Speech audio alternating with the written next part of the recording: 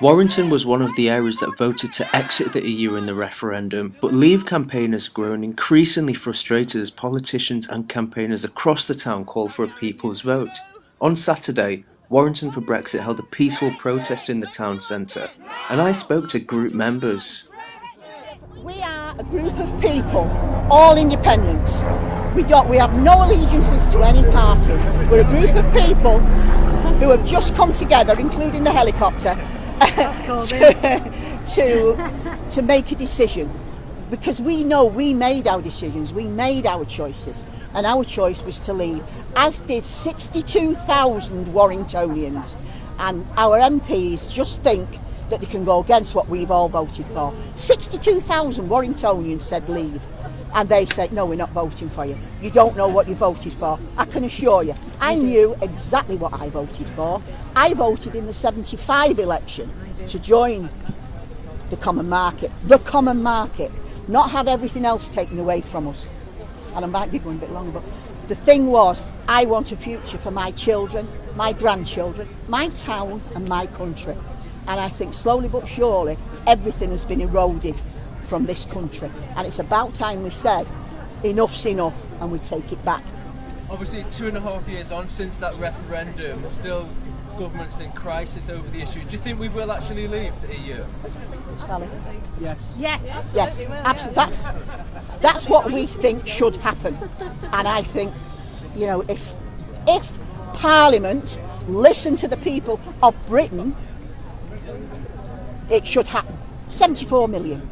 You can't just say, we've had a democratic vote today, but oh no, we don't think it's democratic tomorrow. It was a democratic vote, and democracy means the rule of the people. The people voted, not 500 that's in Parliament, the people. David Cameron as well, he stood out and he said, we in Parliament, we will respect the result of this referendum. In October, Warrington for Europe chairman Graham Gowland watched on in the town hall as councillors backed a motion calling on the council to support the need for a people's vote, but he wants politicians to keep up the pressure. In 2016 we had a vote on whether to stay in or leave the European Union.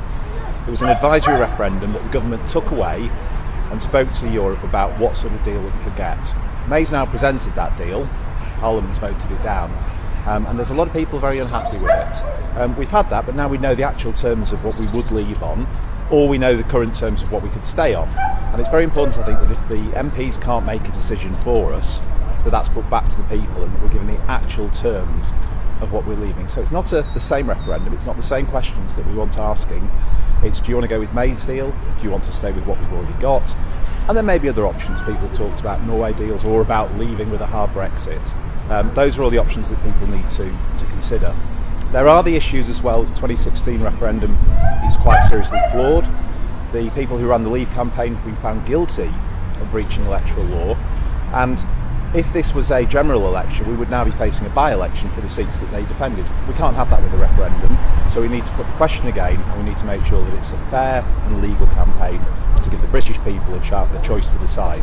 And what are you most concerned about if the UK does leave the European Union? It's so difficult because at the moment we're nearly there, we're nearly at the point that we leave Europe according to the government legislation, and yet we still don't know what terms. Is it going to crash out on a hard Brexit? If we do that, then there are laws going through Parliament at the moment that will see the army on the streets, then mobilising the reserve forces.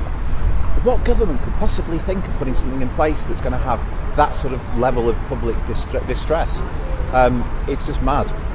Hard Brexit, that's one thing. Will we see food on the shelves? Will we see medicines being cut? We can see all of that happening. It could be absolutely terrible. If we go out on May's deal, then obviously it's a much softer Brexit, but even then we're going to see huge disruptions. Just take one aspect, take the NHS staff. About 20% of our staff in the NHS come from the EU. How are we going to replace those once they can't start moving here easily? The moment we get a churn, we get a migration that comes in, that will return to their home countries, we can't train doctors overnight, we can't train nurses overnight, and we're going to see a huge impact on things like that, and that's just one small aspect of the whole mess.